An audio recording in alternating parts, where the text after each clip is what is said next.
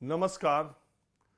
पिछले विधानसभा चुनाव में हाशिए पर चली गई बीएसपी और मायावती इस लोकसभा चुनाव में ऐसे ऐसे पैंतरे हर 2-4 दिन पर वो चल रही हैं, जिससे न सिर्फ इंडिया गठबंधन में खलबली है, बल्कि भारतीय जनता पार्टी की पेशानी पर भी बल आ गया है।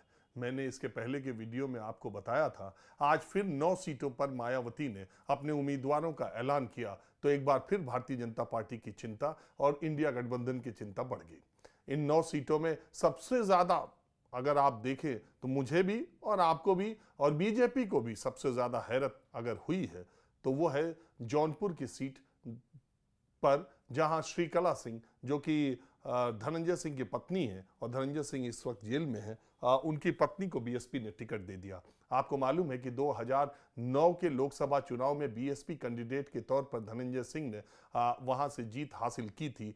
धनंजय सिंह का अपना एक रुतबा, अपना एक प्रभाव है। हालांकि पिछले 2 लोकसभा चुनाव वो हार चुके हैं, लेकिन बावजूद इसके उन्होंने अच्छी खासी संख्या में वोट हासिल किया, जबकि उन्हें किसी भी पार्टी का टिकट नहीं मिला था, राष्ट्रीय पार्टी का, न सपा का, न बसपा का, न भाजपा का, न कांग्रेस का। बावजूद इसके धनंजय सिंह ने जौनपुर की राजनीति में अपनी एक धमक बनाई है, अपनी एक पहचान बनाई है, और उनके जेल में होने के बाद श्रीकला सिंह को टिकट देना बीएसपी का एक बहुत बड़ा दांव माना जा रहा है। देखिए, एक बात आप समझ, एक बात तो निश्चित तौर पर है कि अब मायावती पहले वाली मायावती नहीं है, क्योंकि धनंजय सिंह ने बीएसपी से बगावत करके और बीएसपी पार्टी पर तमाम आरोप लगाकर उन्होंने पार्टी छोड़ी थी। बावजूद इसके मायावती ने वो सारी बातें भुलाकर श्रीकला सिंह को अपना उम्मीदवार बनाया है, तो अपने आप में एक ये बहुत बड़ा घटनाक्रम माना जाएगा।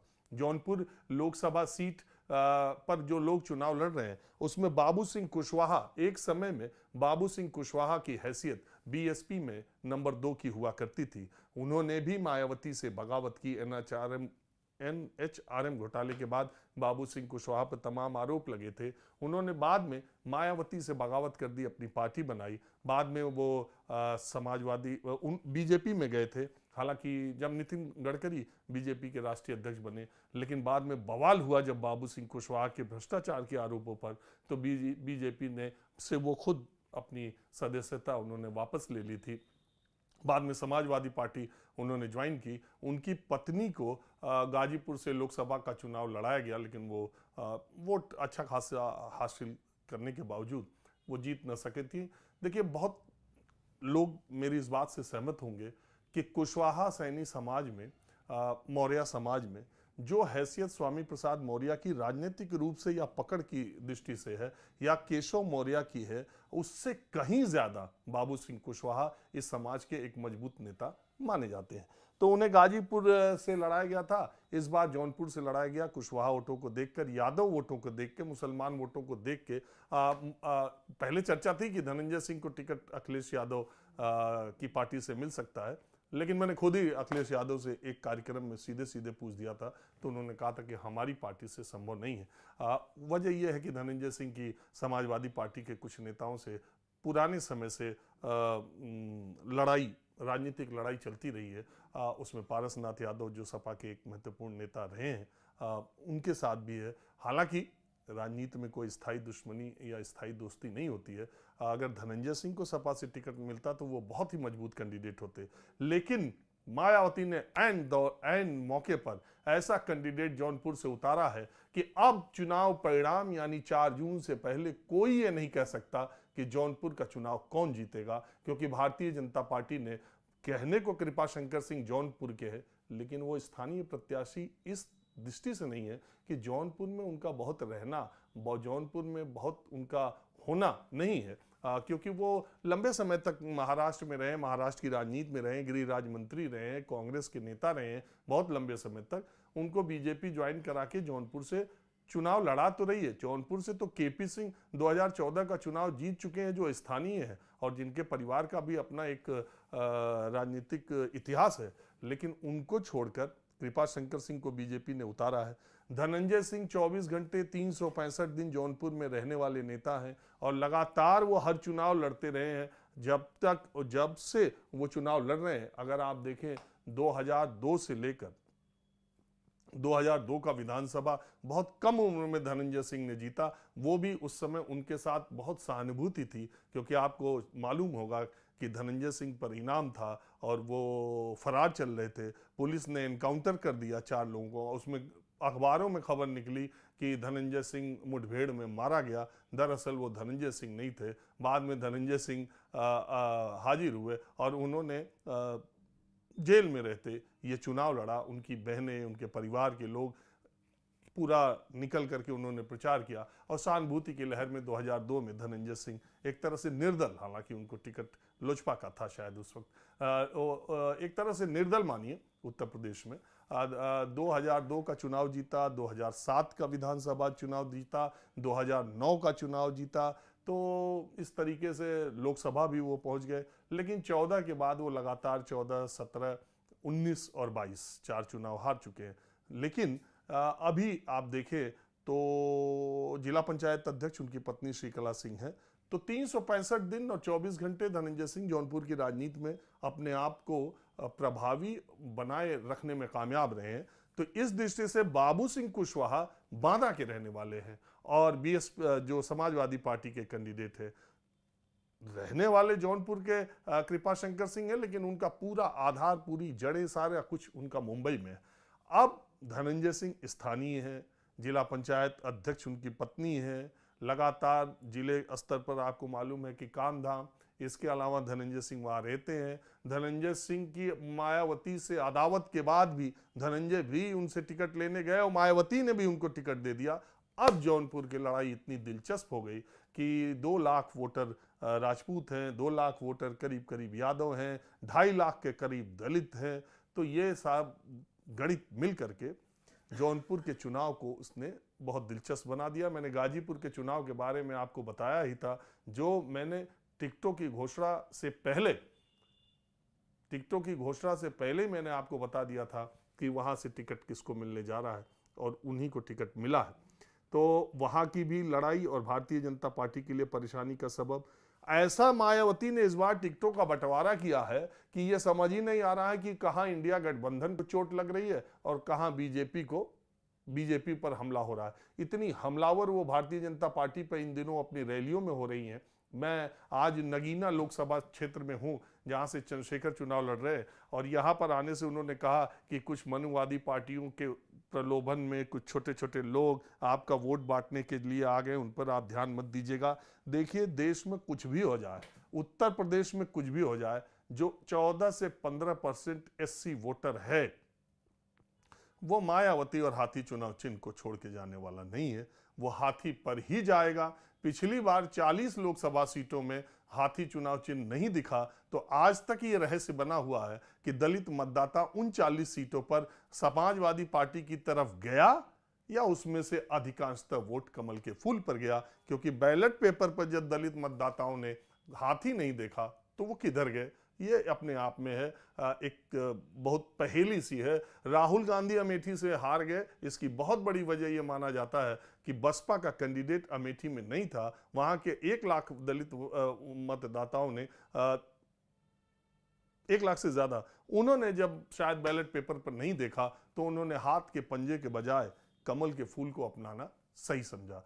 तो जितनी संख्या में राजपूतों को टिकट, ब्राह्मणों को टिकट मायावती दे रही हैं, उतनी संख्या में मुझे लग रहा है कि भारतीय जनता पार्टी ने भी नहीं दिया है उतने राजपूतों को और उतने ब्राह्मणों को टिकट।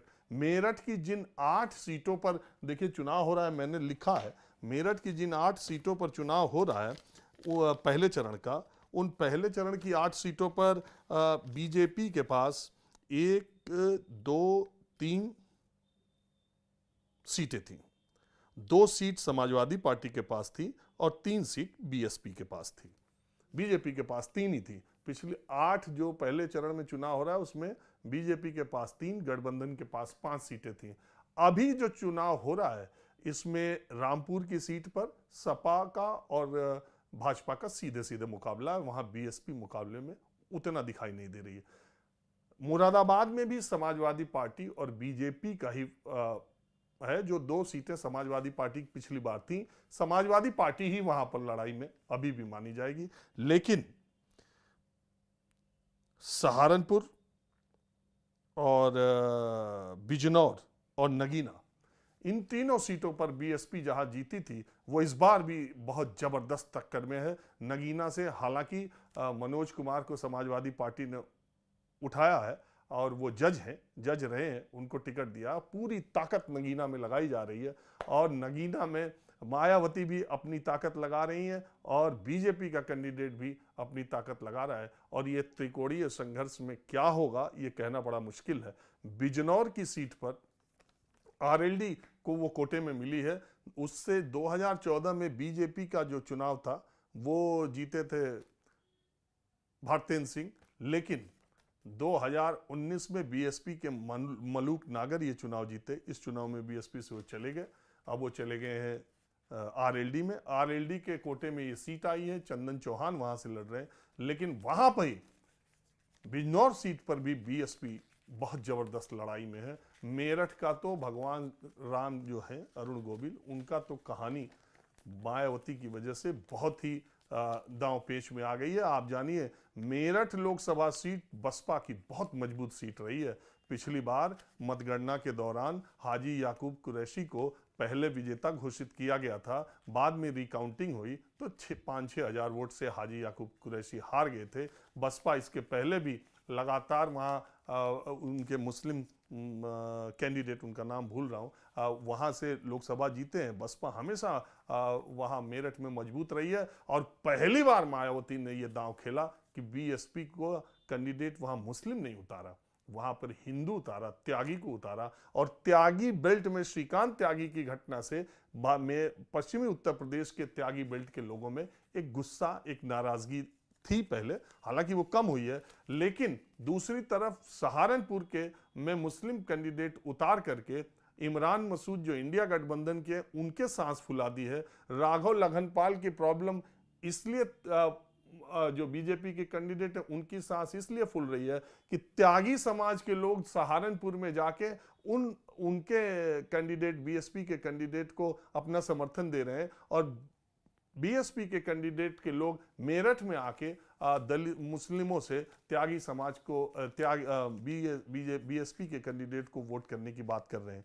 देखिए एक बात तो आप मानेंगे मेरी, मैंने जो देखा है उसमें इस देश के दलितों और मुसलमानों में एक अपने तरह का अलग सा जुड़ाव है। दोनों की पृष्ठभूमि, दोनों के साथ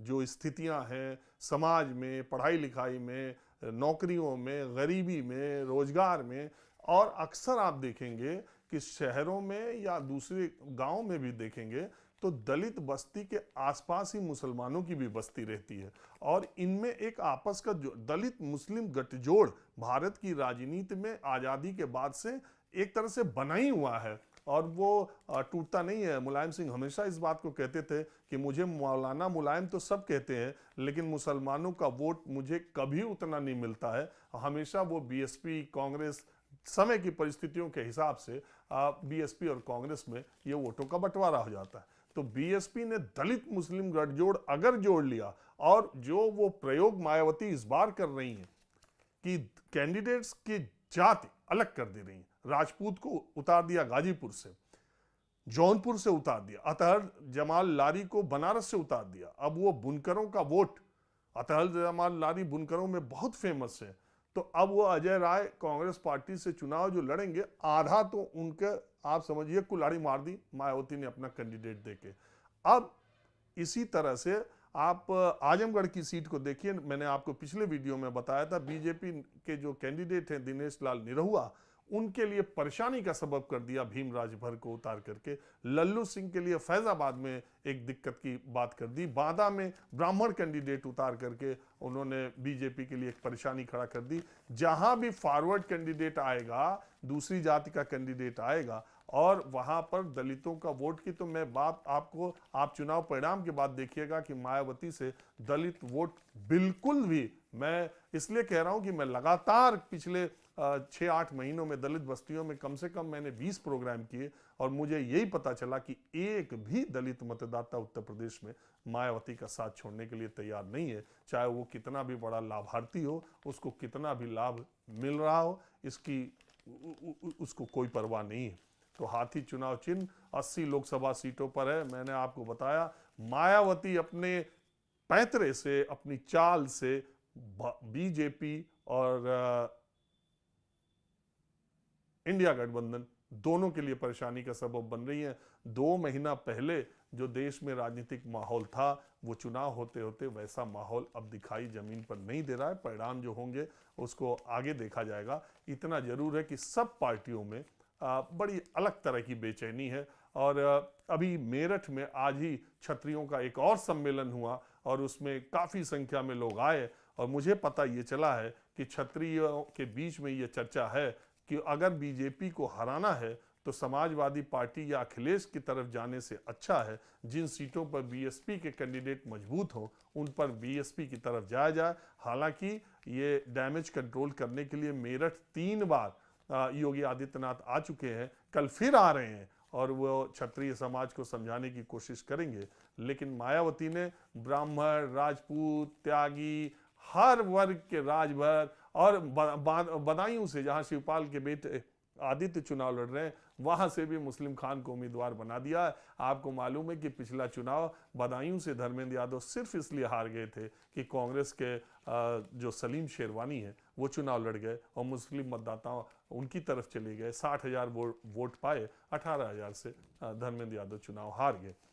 तो मायावती की जो रणनीति है इसने उत्तर प्रदेश चुनाव को बेहद रोचक बना दिया है। नजर इस पर रहेगी कि मायावती अब अगला दांव क्या खेलती हैं। लेकिन अपनी चुनावी जनसभाओं में भारतीय जनता पार्टी के खिलाफ जबरदस्त तरीके से उनके भतीजे आकाश आनंद और मायावती बोल रहे हैं। इससे यह लगता है कि उनकी जो खामोशी थी, उनकी जो चुप्पी थी, जो उनको बी टीम कहा जा रहा था, मायावती ये जो तूफान आने से पहले की खामोशी थी, मायावती अब अपने पुराने तेवर में वापस आ चुकी है और बीएसपी बहुत हद तक उत्तर प्रदेश के लोकसभा चुनाव को इस बार निर्धारित करेगा। जीतेगी या जितवाएगी या हरवाएगी किसको किसको, इसकी समीक्षा समय समय पर होती रहेगी। फिलहाल आज बस इतना ही। नमस्कार।